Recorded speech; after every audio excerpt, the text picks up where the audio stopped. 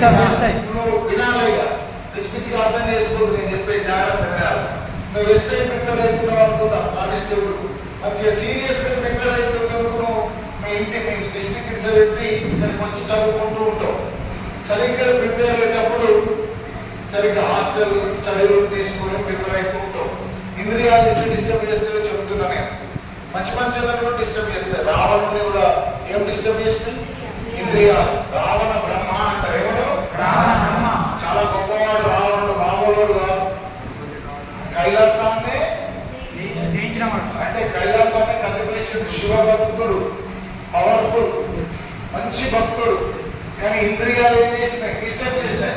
రావణుని కాదు, ఎవరన్నా చేస్తాయి. రావణుని ఎట్లా డిస్టర్బ్ చేసినాయి? స్త్రీ రూపంలో. ఏ రూపంలో? నువ్వు మంచిగా ప్రిపేర్ అయ్యావు, మీ డిస్ట్రిక్ట్ నుంచి ఇక్కడికి వస్తావు. రీడింగ్ రూమ్ పోయేటప్పుడు ఒక అందమైన అమ్మాయి కనిపిస్తుంది. కథ ఆ బుద్ధులను పెట్టి సైకిల్ పట్టుకుని ఇంటికి చుట్టూ ఇంద్రియాలు ఏం చేసినాయి? డిస్టర్బ్ చేసినాయి. లవ్ అనుకుంటే తిరుగుతారు. ఏమనుకుంటా? లవ్. లవ్ అంటే loss of valuable education. Loss of so ఈ టైము, ఈ ప్రిపరేషన్ టైం నోటిఫికేషన్ వస్తుంది. ప్రిపరేషన్ టైం చుట్టూ దీని చుట్టూ తిరుగుతానికే పోతుంది. అది ప్రతిసారి తప్పకుండా చేస్తారు. ఇది చూసి బిత్తిరి అయిపోతున్నాడు. అలా గల్లీకి తిరుగుడే, బ్యూటీ పార్లర్ పోతే బ్యూటీ పార్లర్, షాపింగ్ పోతే షాపింగ్, ఎటు పోతాడు నెమ్మది తిరుగుడే. అయితే లాస్ట్కి ఏమైంది? మన పెళ్ళి అయిపోతుంది. ఇప్పుడు గడపించిన దగ్గర మిగిలిపోతుంది. ఇంద్రియాలు ఏం చేసినాయి? డిస్టర్బ్ చేసినాయి. Loss of valuable education. ఏదైనా అంతే, ఇది ఒకటే కాదు. ఇంద్రియాలు డిస్టర్బ్ చేస్తాయి. మండల దీక్ష చేపడతారు. 40 days నిష్ఠగా ఉంటారు. సాత్విక ఆహారం తీసుకుంటారు. మా మసాలాలు విసాలాలు ఏం తినరు. దీక్ష రాగానే వీళ్ళు మాల తీసి ఇంటికి వస్తుంటారు.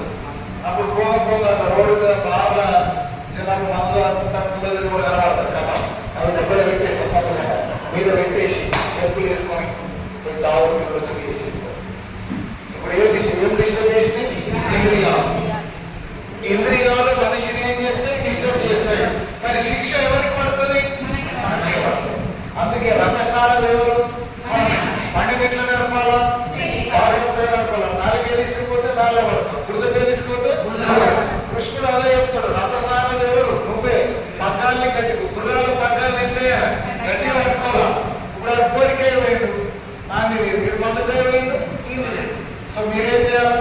ఫోకస్ పెట్టి ఎట్లా పోవాలో అట్లనే పోవాలి. పోకపోతే భగవంతుడు మరి ఇంద్రియాలు ఇంట్లేదు కొంచెం సార్ ఇదంతా భగవంతుడు తప్పే, మాకు ఆ కోరిక కలగనీయద్దు, మాకు అసలు దుర్బుద్ధి కలగనీయద్దు అంటే రకసార దేవుడు మనిషి అని అందుకే అంటారు.